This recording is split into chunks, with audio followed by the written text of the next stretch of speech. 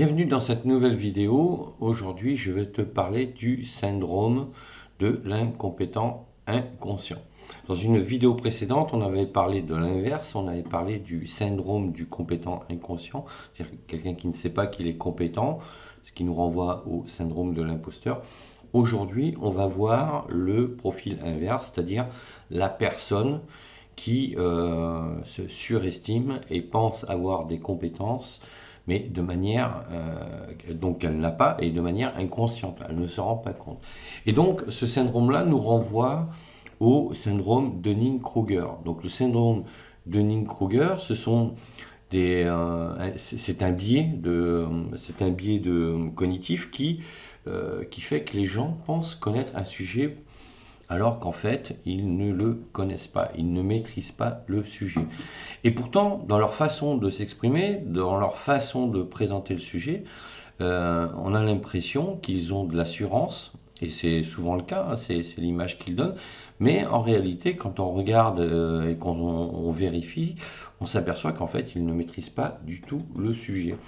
Alors, pourquoi je te parle de ça, de ce syndrome-là? Parce que, à l'inverse, comme le précédent, le syndrome de l'imposteur, quand on veut devenir un formateur en ligne, c'est un peu gênant parce que si on ne sort pas de ce syndrome-là, ça va être compliqué.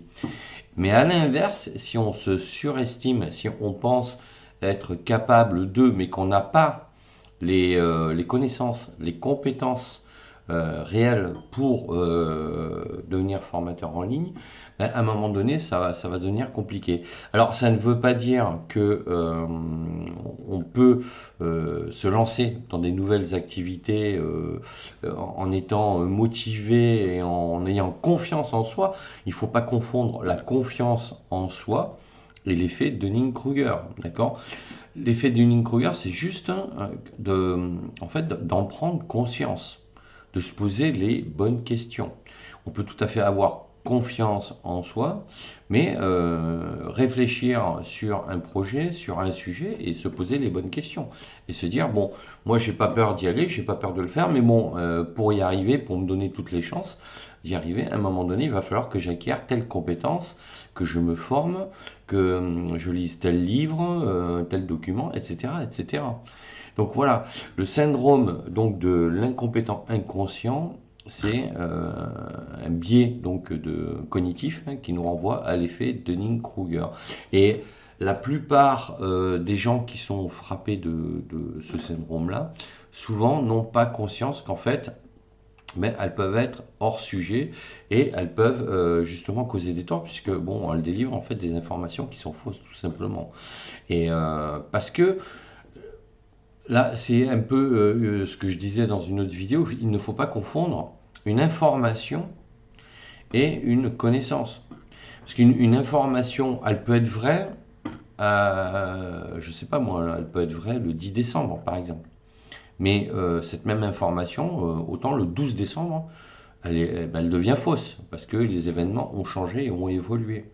Donc l'effet Dunning-Kruger, c'est ça, c'est prendre une connaissance qui est vraie le 10 décembre et considérer qu'elle est vraie de manière intemporelle, alors que pas du tout. En fait, elle est réelle dans son contexte, au moment où elle a lieu. Mais à partir de là, il faut vérifier si l'évolution a fait que cette information est toujours valable. Et à partir de là, ça évite de tomber dans le syndrome de l'incompétent inconscient. Donc voilà, c'est ce que je voulais te dire aujourd'hui, parce que quand on est formateur, on est confronté justement à pas mal d'informations que l'on doit transcrire en connaissances. Et c'est de vérifier les sources de ces informations et quand on les transforme en connaissances, de vérifier aussi les sources de ces connaissances si elles existent par ailleurs. Donc il faut toujours vérifier ces sources pour éviter d'apprendre de fausses informations et de fausses connaissances et à son tour retransmettre des fausses informations.